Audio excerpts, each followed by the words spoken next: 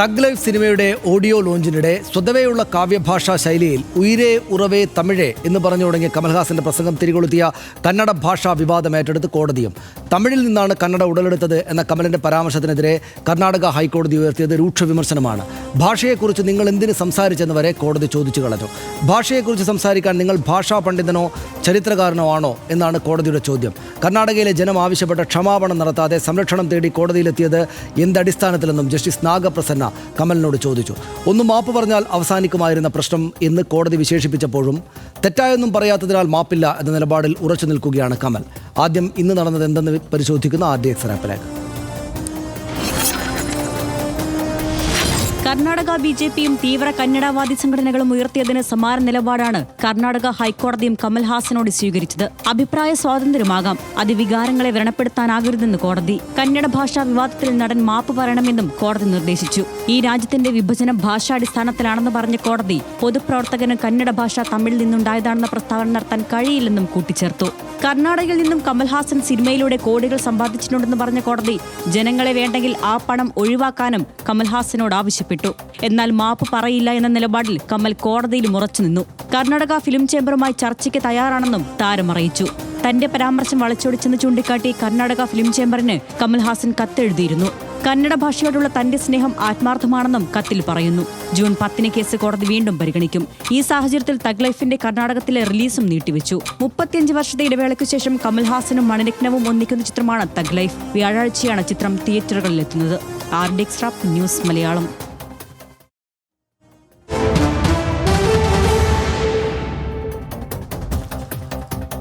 മാപ്പ് പറയില്ല എന്ന് കമൽ ഇതിനകം തന്നെ വ്യക്തമാക്കിയിട്ടുണ്ട്. നമുക്ക് വിശദാംശങ്ങൾ നോക്കാം. സ്നേഹത്തോടെ പറഞ്ഞ വാക്കുകൾ വളച്ചൊടിച്ചെന്നാണ് നടന്റെ വിശദീകരണം. ഇതുമായി ബന്ധപ്പെട്ട് ഇതിനകം വന്നിട്ടുള്ളത്.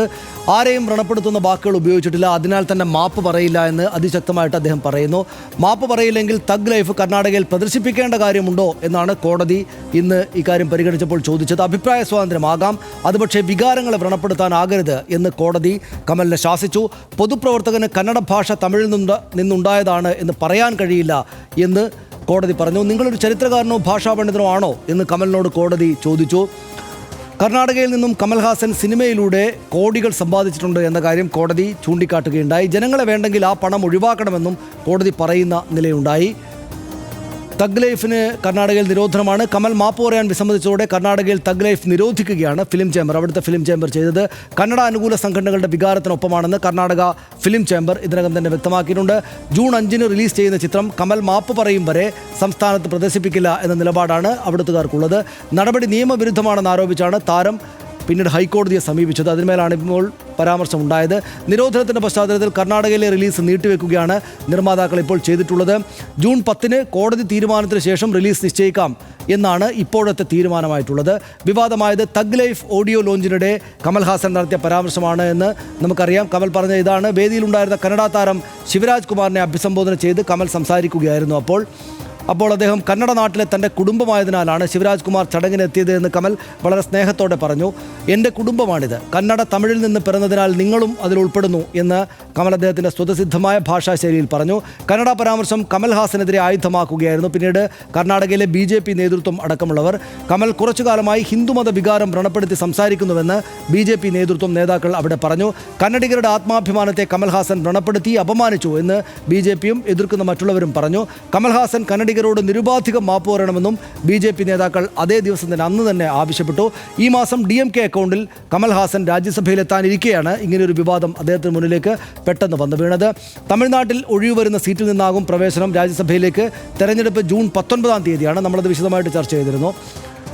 എനിക്ക് തോന്നുന്നു സുജിത് ചന്ദ്രൻ അവിടെ ന്യൂസ് ഡെസ്കിൽ നമ്മോടൊപ്പം വിശദാംശങ്ങളുമായിട്ട് ചേരുന്നുണ്ട്. സുജിത്ത്, ഇത് കോടതിയും ഈ കാര്യത്തെ എതിർക്കുന്ന കന്നഡയിലെ രാഷ്ട്രീയ സ്വഭാവമുള്ള ആളുകളെ പോലെ ഒരല്പം വൈകാരികമായി കോടതി വൈകാരിക ഭാഷ ഉപയോഗിക്കാൻ പാടില്ലല്ലോ എന്ന് ചിന്തിക്കുന്ന ആളുകൾക്ക് മുന്നിൽ ഇത് ശരിയായില്ലല്ലോ എന്ന് തോന്നലുണ്ടാക്കുന്ന വിധം ഉള്ള പരാമർശങ്ങൾ കോടതിയുടെ ഭാഗത്തുണ്ടായല്ലോ. കമൽഹാസന് അദ്ദേഹം ഇപ്പോൾ സ്വീകരിച്ചിരിക്കുന്ന മാപ്പ് പറയേണ്ടതില്ല എന്ന നിലപാടിൽ ഉറച്ചു നിൽക്കാനാകുമോ അത്തരം സാഹചര്യങ്ങളിൽ?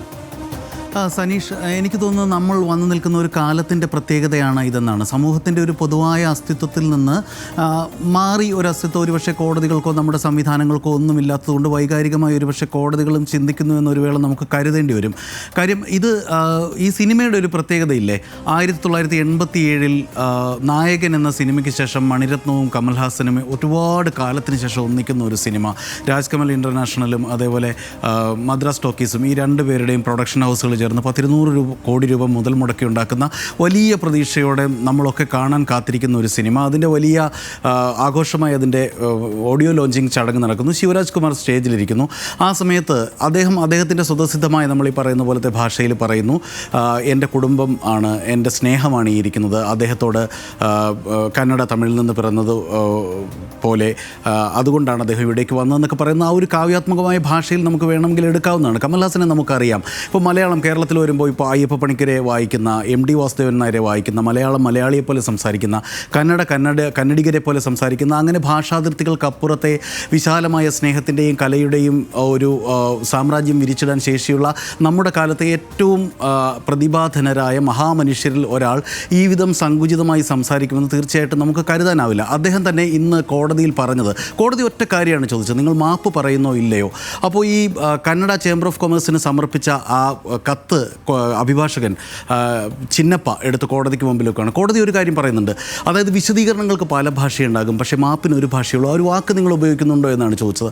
അദ്ദേഹം മാപ്പ് പറയാൻ തയ്യാറല്ല. ഈ 200 കോടി രൂപ മുടക്കിയ ഈ സിനിമ തൽക്കാലം 10-ാം തീയതി വരെ റിലീസ് ചെയ്യുന്നില്ല എന്നൊരു തീരുമാനമാണ് എടുത്തത്. ആ വാക്ക് വളരെ ശ്രദ്ധേയമാണ്. കമൽഹാസന് വേണ്ടി അദ്ദേഹത്തിൻ്റെ അഭിഭാഷകൻ കോടതിയിൽ പറഞ്ഞ ആർട്ട് ക്യാൻ വെയിറ്റ് എന്നാണ്. കലയ്ക്ക് കാത്തിരിക്കാനാവും, കല സ്നേഹമാണ് എന്ന് പറയുന്നു. നേരത്തെ അദ്ദേഹം പറഞ്ഞത് സ്നേഹം മാപ്പ് പറയില്ല എന്നായിരുന്നു. ഞാനവിടെ സംസാരിച്ചത് സ്നേഹത്തിൻ്റെ ഭാഷയിലാണ്. ഒറ്റ കാര്യം കൂടി എനിക്ക് സംസാരിക്കാൻ പറയണം. ഈ ആ കത്ത്, ഇവർക്ക് കൊടുത്ത കത്തുണ്ടല്ലോ, കന്നഡ ചേംബർ ഓഫ് കൊമേഴ്സിന് കൊടുത്ത കത്തിൻ്റെ മലയാളം പരിഭാഷ ഞാനിങ്ങനെ വായിക്കുകയായിരുന്നു. അതിൽ പറയുന്നത്, എനിക്ക് സിനിമയുടെ ഭാഷ അറിയാം, അത് സംസാരിക്കാനും കഴിയും. സിനിമ എന്നത് സ്നേഹവും അടുപ്പവുമാണ്. അത് മാത്രം അറിയുന്ന ഒരു സാർവത്രിക ഭാഷയാണത്. ഈ പ്രസ്താവന നമുക്കിടയിൽ ഉള്ള ഒരു അകലമുണ്ടാക്കിയെങ്കിൽ അതിനെ അകറ്റി ഐക്യം സ്ഥാപിക്കുന്നതിന് വേണ്ടിയാകണം. എൻ്റെ സീനിയേഴ്സ് എനിക്ക് പഠിപ്പിച്ചു തന്ന ചില മൂല്യങ്ങളുണ്ട്, അത് സ്നേഹത്തിൻ്റെതാണ് എന്ന് അദ്ദേഹം ആവർത്തിക്കുമ്പോൾ അദ്ദേഹത്തിൻ്റെ ശരിമയിൽ ഇതിൽ വിശ്വസിക്കുന്നതിൽ ഇത് മാപ്പ് പറയേണ്ടതില്ല, അതൊരു സ്നേഹത്തിൻ്റെ ഭാഷയാണെന്ന അദ്ദേഹത്തിൻ്റെ വലിയ ശരിമയിൽ അദ്ദേഹം വിശ്വസിക്കുന്നു എന്ന് വേണം നമുക്ക് കരുതേണ്ടത്. നിയമത്തിന് പക്ഷേ വേറൊരു ഭാഷയുണ്ടാവും, അത് ചിലപ്പോൾ സ്നേഹത്തിൻ്റെ ഭാഷയുമായി ചേരുന്നില്ല എന്ന് വേണം ഒരുപക്ഷെ കരുതാൻ. സനീഷ്, ശരി, നന്ദി സുജിത്ത്. വളരെ വിശദമായിട്ടും കൃത്യമായിട്ടും ആ കാര്യങ്ങൾ പറഞ്ഞു. ഈ ഭാഷയോട് ഏതെങ്കിലും തരത്തിൽ അപമാനകരമായിട്ട് പെരുമാറുന്ന ആളല്ല കമൽഹാസൻ എന്ന് നമുക്കെല്ലാവർക്കും അറിയാവുന്നതാണ്. ഈ പ്രസ്താവന അദ്ദേഹത്തിൻ്റേത് ആ തത്സമയം കേട്ടത് അല്ലെങ്കിൽ ഇപ്പോഴും കേട്ടുകൊണ്ടിരിക്കുമ്പോൾ നമുക്ക് മനസ്സിലാക്കാനാവുന്നതേ ഉള്ളൂ അദ്ദേഹം കന്നഡ ഭാഷയെ അപമാനിക്കാനായിട്ട് എന്തെങ്കിലും പറഞ്ഞതല്ല എന്ന് ഏതൊരാൾക്കും മനസ്സിലാകാവുന്നതേ ഉള്ളൂ. നിശ്ചയമായിട്ടും കോടതിക്കും അക്കാര്യം മനസ്സിലാകേണ്ടതായിരുന്നു. ഏതെങ്കിലും ഒരു ഭാഷയെ അപമാനിക്കാനായിട്ടുള്ള പരാമർശമല്ല കമൽഹാസൻ നടത്തിയത് എന്ന് വളരെ എളുപ്പത്തിൽ മനസ്സിലാക്കാനാകുന്നതേ ഉണ്ടായിരുന്നുള്ളൂ. അതുകൊണ്ട് തന്നെ അവിടെ നിൽക്കാതെ, ആ നിലപാട് നിൽക്കാതെ കോടതി കമൽഹാസനോട് മാപ്പ് പറയാൻ ആവശ്യപ്പെട്ടു. എന്ന് വെച്ചാൽ ഈ ഭാഷാ പ്രശ്നം മുന്നോട്ട് വെച്ചിട്ട് അദ്ദേഹത്തെ എതിർക്കുന്ന, അതിശക്തമായിട്ട് എതിർക്കുന്ന ആ ഭാഷാ തീവ്രവാദികളുടെ നിലപാട് തന്നെയല്ലേ ഇത് എന്ന് തോന്നലുണ്ടാക്കും വിധം കോടതി അങ്ങനെ ആവശ്യപ്പെട്ടത്. നീതിന്യായ സംവിധാനങ്ങളെ വളരെ ആദരവോടെ നോക്കുന്ന ആളുകൾക്കെല്ലാം അമ്പരപ്പാണ് ഉണ്ടാക്കിയിട്ടുള്ളത്. പലർക്കും അമ്പരപ്പാണ് ഉണ്ടാക്കിയിരിക്കുന്നതെന്ന് പറയാതെ വയ്യ. പക്ഷേ കമൽഹാസൻ മാപ്പ് പറയില്ല എന്ന നിലപാട് സ്വീകരിച്ചത്, ഞാൻ തെറ്റ് ചെയ്യാതെ എന്തിനു മാപ്പ് പറയണം എന്ന അദ്ദേഹത്തിൻ്റെ നിലപാടിൽ അദ്ദേഹത്തിന് നിൽക്കാനാകട്ടെ. അത് അദ്ദേഹത്തിൻ്റെ സിനിമയ്ക്ക് എന്തെങ്കിലും ദോഷമുണ്ടാക്കാതിരിക്കട്ടെ. കർണാടകയിലെ കമൽഹാസൻ ആരാധകർക്കും അദ്ദേഹത്തിൻ്റെ സിനിമ അധികം വൈകാതെ കാണാനാകട്ടെ എന്ന് പ്രതീക്ഷിക്കുകയാണ്. നമ്മളറിയുന്ന കമൽഹാസൻ ഒരു ഭാഷാ തീവ്രവാദി അല്ല. അദ്ദേഹം ഒരിക്കലും വെറുപ്പിൻ്റെ ഭാഷ സംസാരിച്ചിട്ടേയില്ല. സ്നേഹത്തെക്കുറിച്ചും സിനിമയെക്കുറിച്ചും കവിതയെക്കുറിച്ചും വാചാലനാകുന്ന കമലിനെയാണ് ഇന്നും നമ്മൾ കണ്ടിട്ടുള്ളത്, രാജ്യം കണ്ടിട്ടുള്ളത്. കന്നഡയെക്കുറിച്ച് പറഞ്ഞതും സ്നേഹത്തെക്കുറിച്ച് മാത്രമാണെന്ന് കമൽ ആവർത്തിക്കുന്നുണ്ട്. അതങ്ങനെ ആകാനേ തരമുള്ളൂ. എനിക്കറിയാവുന്നതും ഞാൻ സംസാരിക്കുന്ന സിനിമയുടെ ഭാഷയിലാണെന്ന് കമൽഹാസൻ പറയുന്നു. ലോകത്തെവിടെയും കലയ്ക്ക് ഒരു ഭാഷയേ ഉള്ളൂ, അത് സ്നേഹത്തിൻ്റേതാണ്. അതിനെ ഉൾക്കൊണ്ട് നടത്തിയ പ്രസ്താവനയാണ് തെറ്റിദ്ധരിക്കപ്പെട്ടത് എന്നാണ് സിനിമയ്ക്ക് നിരോധനം ഏർപ്പെടുത്തിയ കർണാടക ഫിലിം ചേംബറിനോടും കമൽ വിശദീകരിച്ചത്. പക്ഷേ ആ ഭാഷ ചിലപ്പോൾ കോടതിക്ക് ഉൾക്കൊള്ളാനായെന്ന് വരില്ല എന്ന് അക്കാര്യം അങ്ങനെ ചൂണ്ടിക്കാണിക്കുന്ന ആളുകൾ പറയുന്നു. കോടതിയുടേത് നിയമത്തിൻ്റെ ഭാഷയാണ്. നിയമത്തിൻ്റെ ഭാഷയ്ക്ക് ചില നേരം സ്നേഹത്തിൻ്റെ ഭാഷ മനസ്സിലായില്ലെന്ന് വരും എന്ന് അദ്ദേഹത്തെ അനുകൂലിക്കുന്നവർ പറയുന്നു. അതാണ് ഇന്ന് കർണാടക ഹൈക്കോടതിയിൽ കണ്ടത് എന്നും അവർ ചൂണ്ടിക്കാണിക്കുന്നു. മാപ്പ് പറയണമെന്ന ആവശ്യത്തോട് ആദ്യം മുതൽ അയാൾ പറയുന്നതും കമൽഹാസൻ പറയുന്നതും അതാണ്, ലവ് വിൽ നെവർ അപ്പോളജൈസ് എന്ന. സ്നേഹം ആരോടും മാപ്പ് പറയില്ല, സ്നേഹിക്കുകയുള്ളൂ. അത് ആവർത്തിക്കണമെന്ന് RDX തോന്നുന്നു. ഇന്നത്തെ RDX ഇതോടെ പൂർണ്ണമാവുകയാണ്. Good night.